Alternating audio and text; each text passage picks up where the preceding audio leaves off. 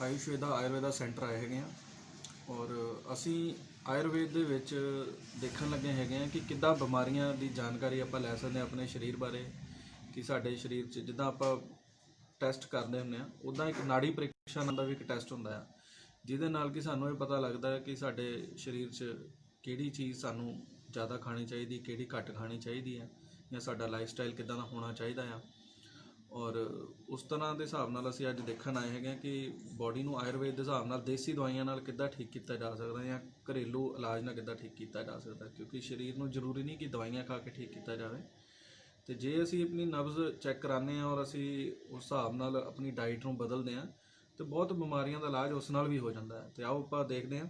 ਤੇ ਸਾਡੇ ਨਾਲ ਹੈਗੇ ਡਾਕਟਰ ਅਭਿਨਵ ਮਹਿਤਾ।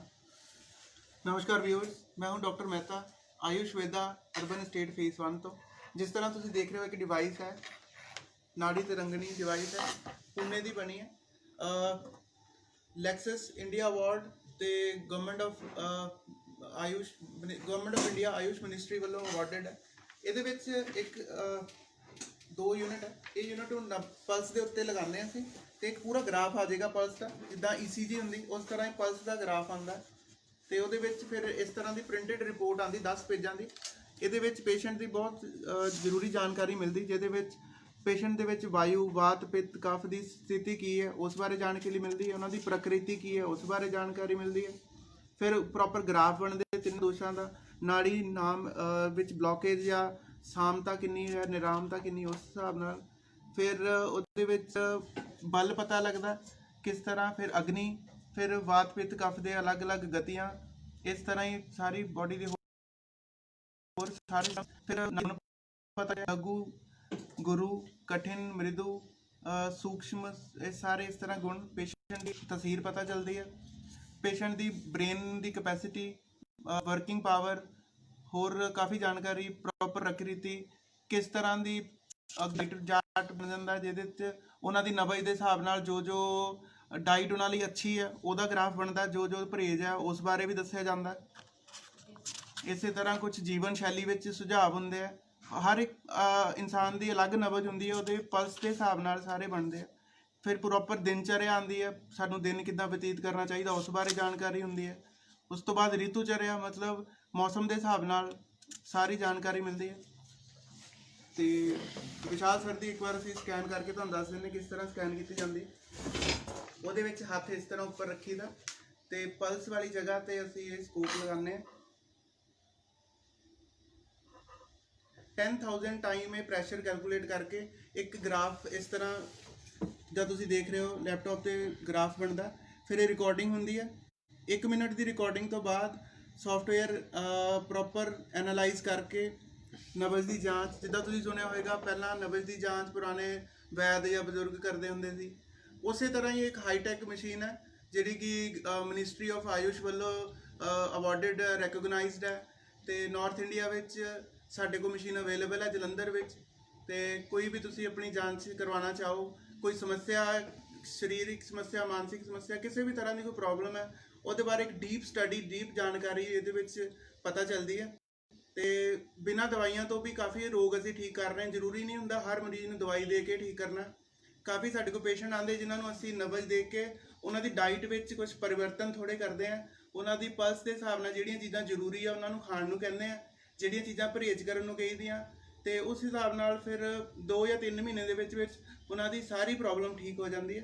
तो जिन्हां पेशेंट नूं नाल जरूरत होंदी मैडिसन की या थैरेपी या पंचकर्मा की, वो साडे सेंटर च अवेलेबल हुंदा।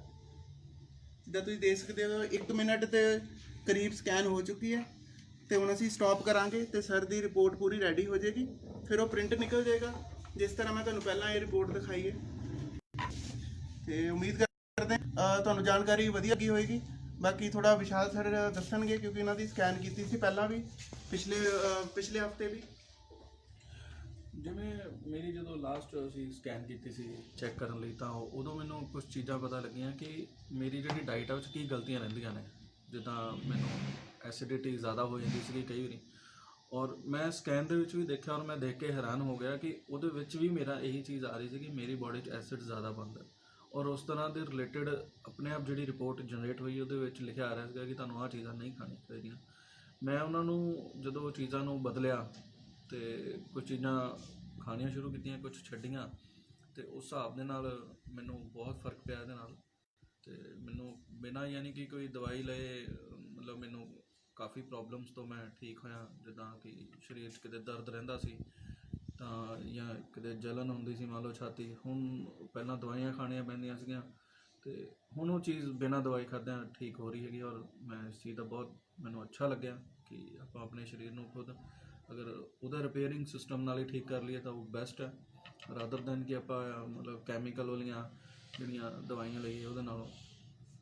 ਤੇ ਅਸੀਂ ਥੋੜ੍ਹਾ ਜਿਹਾ ਰਿਪੋਰਟ ਵੀ ਦੇਖਦੇ ਹਾਂ ਕੀ ਡਾਕਟਰ ਸਾਹਿਬ ਕੀ ਰਿਪੋਰਟ ਆਈ ਹੈ, ਜਰਾ ਇੱਕ ਵਾਰੀ ਆਪਾਂ ਦੇਖੀਏ ਰੈਦਰ ਦਿਖਾਓ ਹਾਂਜੀ, ਇੱਕ ਗ੍ਰਾਫ ਵਿਸ਼ਾਲ ਸਰ ਦਾ ਪੁਰਾਣਾ ਗ੍ਰਾਫ ਹੈ, ਇੱਕ ਨਵਾਂ ਗ੍ਰਾਫ ਹੈ।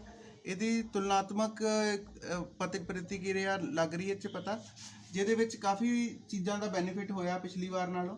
ਜਿੱਦਾਂ ਪਿਛਲੀ ਵਾਰ ਦੀ ਜਿਹੜੀ ਪਾਚਨ ਸ਼ਕਤੀ ਸੀ ਇਹਨਾਂ ਦੀ 20% ਸੀ, ਹੁਣ ਦੀ 40% ਹੈ। ਮਤਲਬ ਇਹਨਾਂ ਦਾ ਭੋਜਨ ਹੁਣ ਵਧੀਆ ਤਰੀਕੇ ਨਾਲ ਡਾਈਜੈਸਟ ਹੋ ਰਿਹਾ, ਪਚ ਰਿਹਾ ਜੀ। ਤੇ ਇਸੇ ਤਰ੍ਹਾਂ ਹੀ ਜਿੱਦਾਂ ਪਿੱਤ ਬਹੁਤ ਜ਼ਿਆਦਾ ਸੀਗਾ, ਹੁਣ ਇਸ ਵੇਲੇ ਵਿੱਚ ਪਿੱਤ ਥੋੜਾ ਬੈਲੈਂਸ ਹੈ, ਨਾਰਮਲ ਹੋਇਆ। ਤੇ ਇਸੇ ਤਰ੍ਹਾਂ ਹੀ ਜੇ ਡਾਈਟ ਰਿਕਮੈਂਡ ਜਿਹੜੀ ਇਹਨਾਂ ਨੂੰ ਕੀਤੀ ਗਈ ਹੈ ਫੋਲੋ ਕਰਨਗੇ ਤੇ ਸਾਰੇ ਇਹਨਾਂ ਦੀਆਂ ਕ੍ਰਾਈਟੇਰੀਆਜ਼ ਬਿਲਕੁਲ ਨਾਰਮਲ ਆ ਜਾਣਗੇ।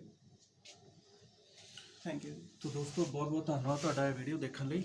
ਤੇ ਤੁਸੀਂ ਵੀ ਆਯੁਰਵੇਦ ਨੂੰ ਜ਼ਰੂਰ ਅਪਣਾਓ ਤੇ ਆਪਣੇ ਸਰੀਰ ਦੀ ਸੰਭਾਲ ਵਧੀਆ ਤਰੀਕੇ ਨਾਲ ਕਰੋ। ਰਸੋਈ ਜਿਹੜੀ ਹੈਗੀ ਆ ਉਹ ਸਭ